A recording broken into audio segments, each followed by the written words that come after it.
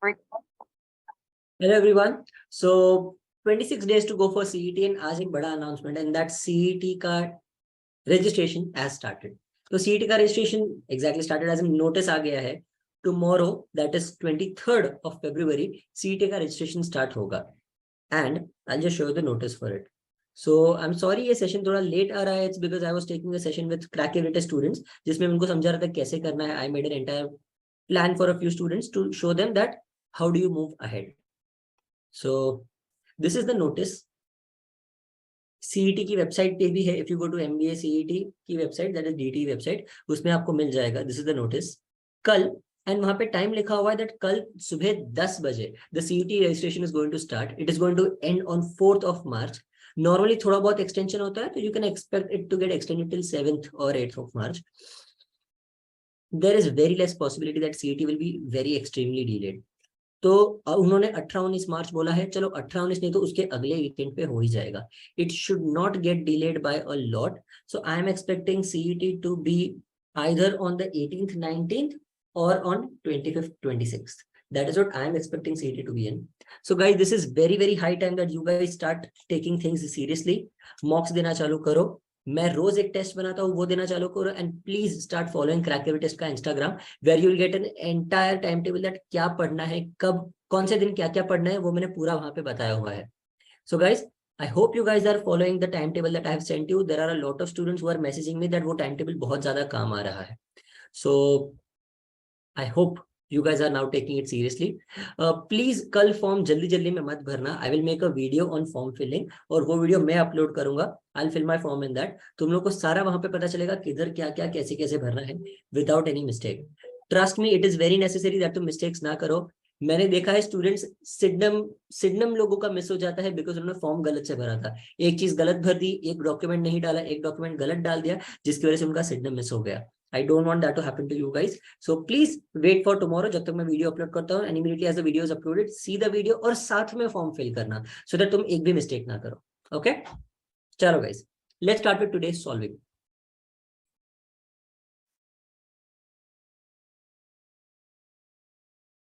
And before today's solving, आज का result release करते हैं. चलो. So this is today's result. Guys ये देखो. These many people have scored full 10 marks. So guys, ये लोग हैं.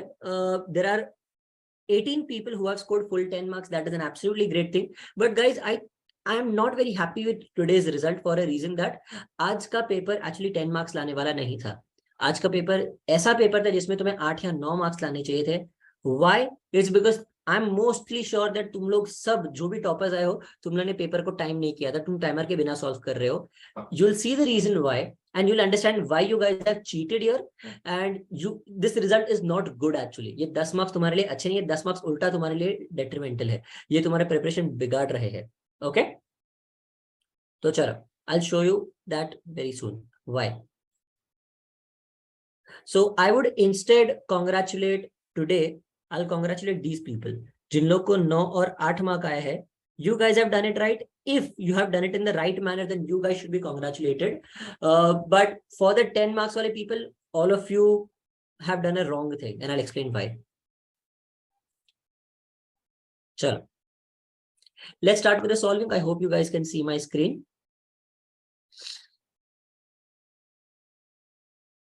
10 क्वेश्चन सॉल्व करते हैं. सो गाइस ये DI का सेट है.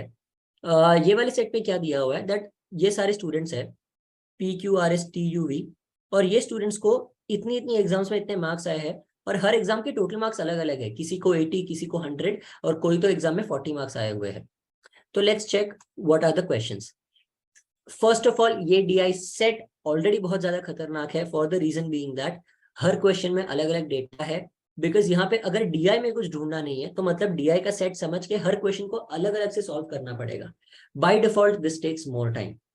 Okay now what is the percentage difference between the marks scored by V in Hindi and S in chemistry. तो 25/40 and 55/80. Guys, percentage difference अगर परसेंटेज में डिफरेंस निकालना है then try to figure out the difference. So basically 55/80 इसका difference along with 25/40 है ना, उसको 50 by दो, बिकॉज एनीवे तुम्हें दोनों को परसेंटेज में कन्वर्ट करना है तो फर्क नहीं पड़ता है. तो you have to find the difference in percentage will be 5/80 into 100 and that is 1.25 and that makes it 6.25%. So that is option 2. This was the fastest way to solve this. I hope तुमने 25/40 का percentage नहीं निकाला और 55/80 का percentage निकाल के दोनों को माइनस नहीं किया. तुमने 2 एक्स्ट्रा स्टेप्स किए अगर तुमने वैसे किया है तो. So I hope you guys have done it in this manner. Second one, what is the average of the marks obtained by all students in English? सारे स्टूडेंट्स का इंग्लिश में हमें एवरेज मार्क्स निकालना है. तो we will have to total it और total करके 7 से डिवाइड कर देंगे. Very simple. तो सबका बस टोटल करो. इसके लिए तुम्हें एडिशन काफी स्ट्रॉन्ग चाहिए. तो try to make hundreds guys. 100 जितना हो सके उतना पहले कर लो. ये हो गया 100, 60 एंड 40 100, 5 8 बाजू में रखो. ये दोनों 100 एंड ये 3 का हो गया 190. So total is 390. 390 plus units digit करो. इन तीनों का हो गया 15 20 20 and 9 29. So the answer is 419 divided by 7. 7 into 5 and बाद में 69. तो 59.6 तो 785. So that is 59.85 and that gives the option as answer as option 3 and that is 60. I hope you guys understood. Students did Q. In how many subjects did Q get more than 65% marks? Q get more than 65% marks, तो 65% बस calculate कर लो. 80, 100 और 40 तीनों का 65% calculate करना बहुत easy है. 65% का 80 कितना हो जाएगा? You have to multiply by 8 and divide by 10. तो multiply by 2 करो, so that is 130. 130 into 4 will give you 520 and 520 को 10 से डिवाइड करो तो यू गेट 52. ओके, तो 52 से ज्यादा होने चाहिए यहाँ पे. इन दोनों में 52, इसमें 65 और इसमें 52 का आधा एंड दैट इज 26. तो 52 से ज्यादा Q को किसमें है? इसमें नहीं है, इसमें नहीं है. इधर 65 से ऊपर 1, 26 से ऊपर 1 2 3 ये तीनों में है इसको 65% से ज्यादा marks. So that is option 4. For this, your percentage calculation has to be absolutely perfect. जरा भी यहाँ वहाँ नहीं चलेगा. I hope you guys have understood this. What is the difference between the percentage of marks obtained by student R in Hindi? अच्छा, R in Hindi and physics together. R in Hindi and physics together. And Q in English and chemistry together. Q in English and chemistry together. इनको compare करना है. तो very simply what will do, will add them up and बाद में दोनों को subtract कर देंगे. तो ऐड करेंगे, परसेंटेज निकालेंगे, ऐड करेंगे, परसेंटेज निकालेंगे और बाद में सब्ट्रैक्ट कर लेंगे. और what I did in the first sum, ये देखो 62 प्लस 32 94. 94 by total 120 minus 48 27. 48 27 कितना हो जाएगा? 60 75. 75 by 120. इनको माइनस करो, कितना आ जाएगा? 16 19. 19 by 120. You have to figure out how much percentage this is. A little less than 1/6. 1/6 is 16.67. So here I will take 15.28 and that is option 2. I hope you guys have understood this.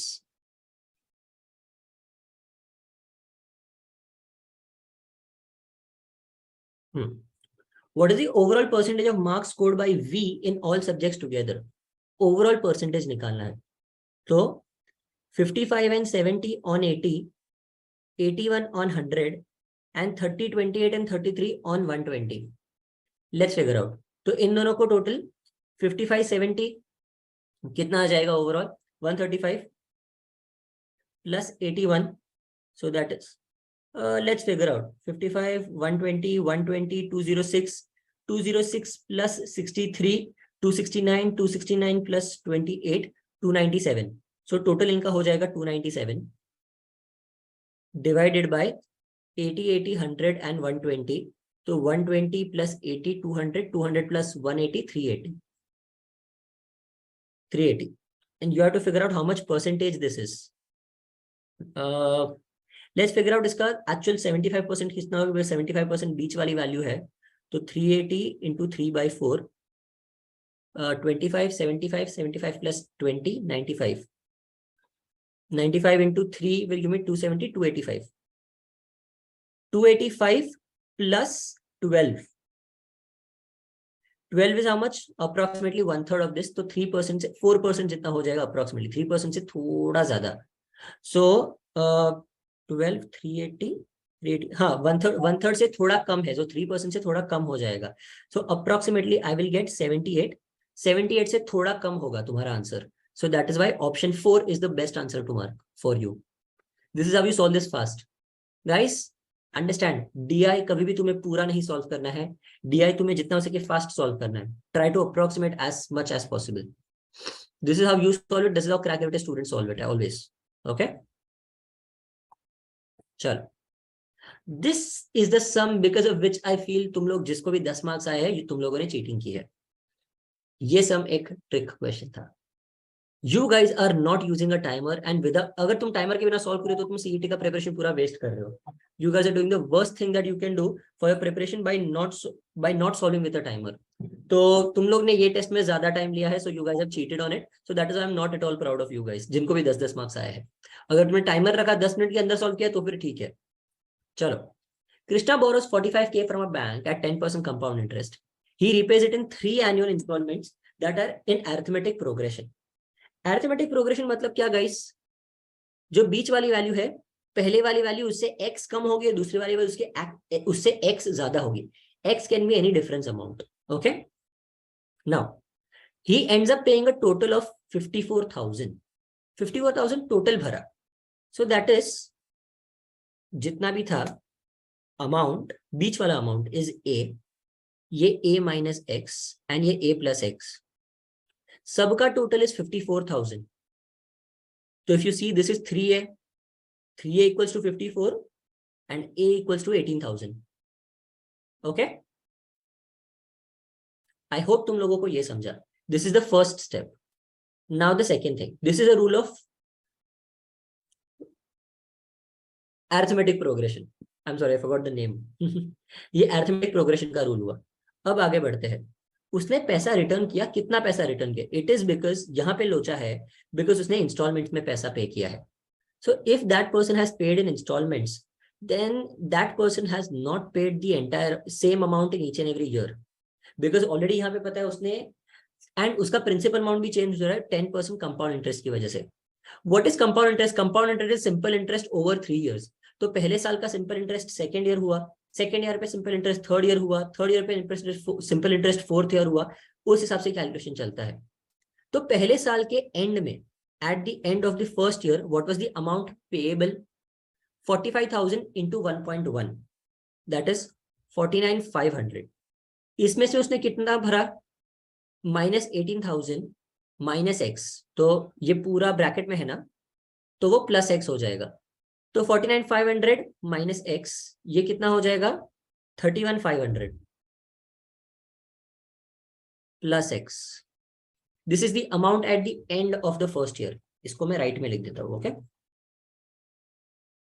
Equals to 31,500 plus x. Second year के start में क्या होगा? इसको हम पूरा 1.1 से multiply करेंगे. सो 31,500 is 3150, 34,650 plus 1.1x 2. Second year के एंड में क्या होगा? 34,650 प्लस 1.1x माइनस 18,000. तो यहां पे कितना आ जाएगा अमाउंट? सेकेंड ईयर के एंड में इसने अमाउंट कितना रीपेमेंट करने के बाद इसका कितना अमाउंट हो जाएगा? Let's calculate. 650 एंड में आएगा और यहाँ पे 16 equals to 16,650 plus 1.1d 1.1x d difference x जो भी लेना है तुम ले सकते हो.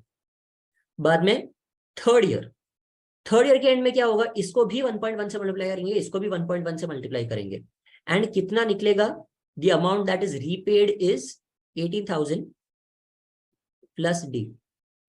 16,650 को 1.1 से मल्टीप्लाई करो, 1665, 565, 66, 121,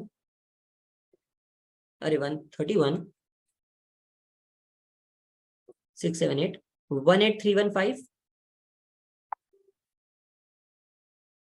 प्लस 1.21 डी। अरे मैं डी और एक्स दोनों में कंफ्यूज हो रहा हूँ। चलो यहाँ पे एक्स ले लो एंड यहाँ पे x. So what do you get guys, finally तुम्हारे पास अमाउंट बचता है 315 plus 0.21x equals to 0, because this is the final amount, तुमने सारा पैसा भर दिया। तो 315 plus 0.21x equals to 0, so you can say 315 equals to 0.21x, and because negative नहीं आता, ये रीपेमेंट कर रहे हैं हम, इसीलिए नेगेटिव है। so x का value will become 315 divided by 0.21, that is 31500 divided by 21, 21 into 15, 15 and 0 0, 1500, x equals to 1500. now what we have been asked is how much did he pay in year 1, 18,000 minus x gives you 16,500. ये सम इतना लंबा था, ये सम definitely अगर CET में आए तो छोड़ने लायक था, ये करने लायक सम नहीं था। I told you how to solve it, but ये सम अगर तुम सॉल्व करो कैट में, जैट में, सीमैट में अगर आए तो बहुत कम पॉसिबिलिटी सीमैट में आने का, या फिर आईआईएफटी में, तो ही सेंस बनता है। पर ये सम सीईटी में सॉल्व करना जरा भी सेंस नहीं बनता। एंड अगर ये सम तुमने सॉल्व किया है, there is a very very less possibility that तुमने ये सम कम टाइम में किया है, and that is why I am not proud of the 10 marks scorers today. तुम लोग को इनफैक्ट आज 9 मार्क लेके आने चाहिए थे, बस 9 मार्क लाने चाहिए थे। चलो ये सम छोड़ के 9 मिनट में सॉल्व करके 9 मार्क लाते तो I would have been much more proud of you. On a certain sum of money, the compound interest earned at the end of 3 years is 1456. Compound interest earned at the end of 2 years is rupees 8880. तो guys क्या होता है, 1 year, 2nd year, 3rd year, तीनों साल में compound interest तो same मिलता है, A. Okay, now this is a method that I teach in crack every test. Crack every test में मेरे लेक्चर्स में सिखाता हूँ, एबीसी मेथड बोलता हूँ मैं इसको। क्रैक एवरी टेस्ट स्टूडेंट्स तुम लोग को इमीडिएटली समझेगा, अगर तुम लोग को समझा तो अच्छी बात है, otherwise you can use the traditional method जो इक्वेशन से करना पड़ेगा, क्वाड्रेटिक इक्वेशन बनेगा, बहुत ज्यादा लंबा हो जाएगा। I am going to teach a very very small method, a very easy method, but mostly crack every test students को ये इमीडिएटली समझेगा, non crack every test students को ये मेथड समझना बहुत टफ हो जाएगा। If you understand it great, if not try to understand it, just at least समझो। और wherever you have joined for class, you can ask the teacher that ये कैसे किया मैंने। If they are able to help you out with it, then great. If not, then you can go back to the old method or you can leave this sum. Crack everyday students अपने लिए solve करना 2 minute का काम, like 30-40 second का काम है, so please you need not worry about it. चलो, so guys, what happens in compound interest? First year में तुम्हें सिंपल इंटरेस्ट ही मिलता है, बाद में जो अमाउंट सेम तुम्हें फर्स्ट ईयर में मिलता है इंटरेस्ट, वो तीनों साल मिलते रहता है, बट ये ए पे तुम्हें इंटरेस्ट मिलता है, that is B, that is in the second year. Third year में क्या होता है, थर्ड ईयर का अमाउंट इस पे इंटरेस्ट मिलता है, पहले वाले अमाउंट था, और बी पे भी इंटरेस्ट मिलता है, तो you get A plus 2b plus C. Now what is the extra component? The extra component is B plus C, ये तुम्हें मिलता है, एंड ये ए भी एक्स्ट्रा तुम्हें मिल जाता है। So guys, now understand how do you solve this. First you take the ratio 1456 divided by 880. 8 से करो, 8 into 1 650, yeah 656, 65, 182 divided by 110, 91 by 55, 91 by 55, मतलब यहाँ पे अगर 55 था तो यहाँ पे अब 91 हो गया है, तो यहाँ पे एक्स्ट्रा कितना मिला? How much extra have they gotten here? They have gotten an extra of 36. Okay, 36 is the extra amount, which is the third year का amount. ये दोनों साल का combined was 55। You have to understand 36 मतलब यहाँ पे क्या, this has to be an integral amount, an integral amount which is a percentage of this 55 में से जो भी component बनेगा ये इसका integer amount बनाना पड़ेगा। ये मैंने reduce किया है so that everything among this is an integer. These two, this is 2x and यहाँ पे 2x का जो भी component आएगा which is also an integer and this is also an integer. 5 के टेबल में ये 6 कब आता है, नहीं आता है, बट क्या आता है 5 के टेबल में 1 आता है, so that is this has to be a 1 का amount. If this is 1 and this is 5 and these two will also be 5 because b same होते हैं, तो 5 and 5, so 1 5 5, this total is 55, so this has to be 25 25 and this is also 25. ये 25 for a confirmation 25 plus 5 plus 5 plus 1 gives you a total of 36 and 25 plus 25 plus 5 gives you a total of 55. And this proves that the method that we are using is absolutely perfect. And ऐसे बहुत जल्दी मिल जाता है. Now what I have to do, 25 का 5 कितना percent है, 20%. 5 का 1 कितना परसेंट है, 20%. तो मतलब 1 into 5, 5 into 5, तो 25 into 5 कर देंगे 125. And now you simply have to equate, nothing else. अगर तुम्हें पता है 20, just a minute, ये थोड़ा इरेज कर देता हूं. अगर 20% इंटरेस्ट है तो this will become 20 and this will become 20 का 20%, दैट इज 4, तो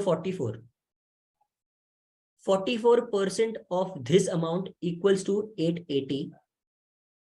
सो how much will be 125% of the amount, 125 into 880 divided by 44, that is this into 20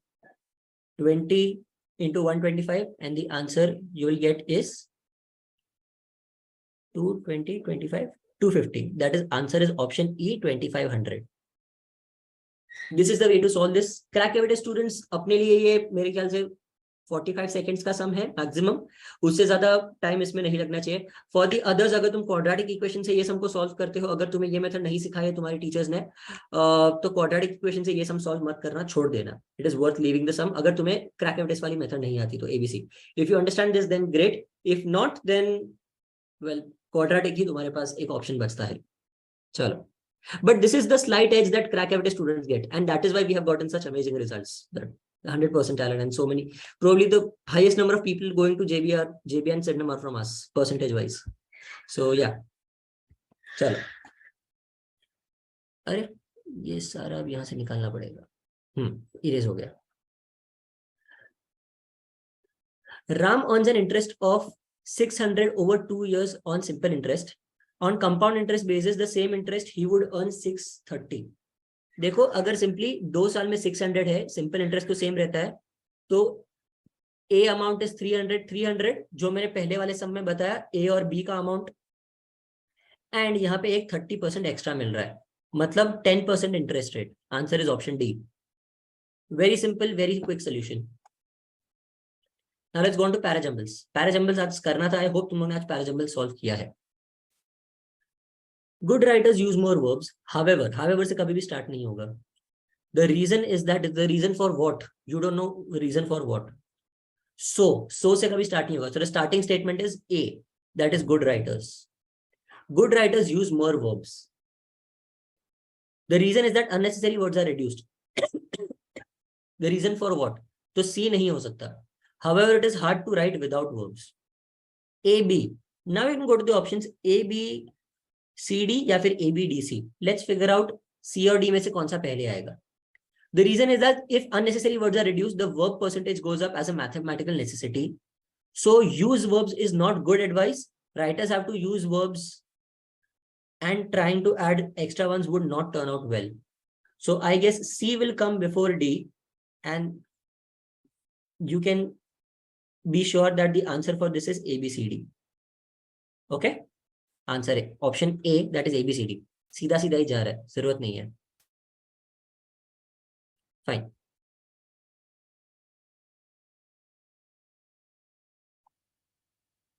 let's go to parajumbles. Guys, parajumbles ये वाला थोड़ा टफ वाला parajumble है, अगर तुमने अच्छे से प्रैक्टिस किए तो ये तुम्हें आएगा। It assured in modernity by destroying the foundation, ये इट के वजह से सी तो स्टार्टिंग स्टेटमेंट नहीं होगा। That vision is enshrined in declaration, कौन सा विजन, दैट मतलब मुझे नहीं पता है कौन सा विजन, ऐसा अधूरे से कभी भी सेंटेंस चालू नहीं होगा, पैराग्राफ नहीं चालू होगा, तो डी भी गलत। स्टार्टिंग करता है ए या फिर बी से। ये तो तुम्हें ऑप्शन से भी पता चले दैट ए या बी से ही स्टार्टिंग है, तो ठीक है। The French revolution invented modern revolution, the idea that humans can transform the world according to a plan and so has a central place in the study of social sciences. Good, good entry statement. French Revolution का importance बताया है। The French Revolution created a vision for new moral universe, that sovereignty resides in nations, that constitution and rule of law governs politics, that people are equal and enjoy inalienable rights, and that church and state should be separate. Okay? तो ये हो सकता है, and इसमें कौन सी vision की बात चालू है, created a vision and immediately ये विजन के बाद दैट विजन आएगा, तो ए के बाद डी आएगा, ये पक्की बात है। स्टार्टिंग में होगा, एंडिंग में होगा, बीच में होगा नहीं पता, बट ए के बाद डी आएगा because a vision and that vision की बात चालू है, so that is why D follows A. Now let's go to B. The French revolution invented modern revolution, some idea and because of which it has a central place, it is very important in the social sciences, social science की study में। उसने और क्या किया, it ushered in modernity by destroying the foundation of old regime, उसने जो भी किया वो कैसे किया, why is it so important, it is because उसने old regime पुराने तरीकों को बदल दिया, absolute politics, legal inequality, feudal economy, feudal lords मतलब वहां के जो राजा टाइप्स के थे, जो ज्यादा पैसे वाले लोग थे, उनकी रेजिम, उनका पावर को उसने निकाल दिया, ये हुआ फ्रेंच रेवोल्यूशन में। एंड उन्होंने अलायंस स्टेट और चर्च का भी उसको हटा दिया, चर्च और स्टेट के अलायंस को, fine.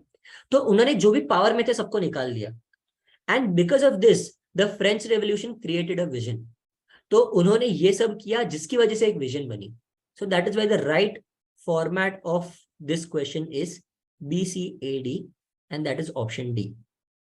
I hope you guys understand this, guys, and that does it for today's test. Now I want to make an announcement, guys. CET का डेट अब बहुत जल्दी आने वाला है।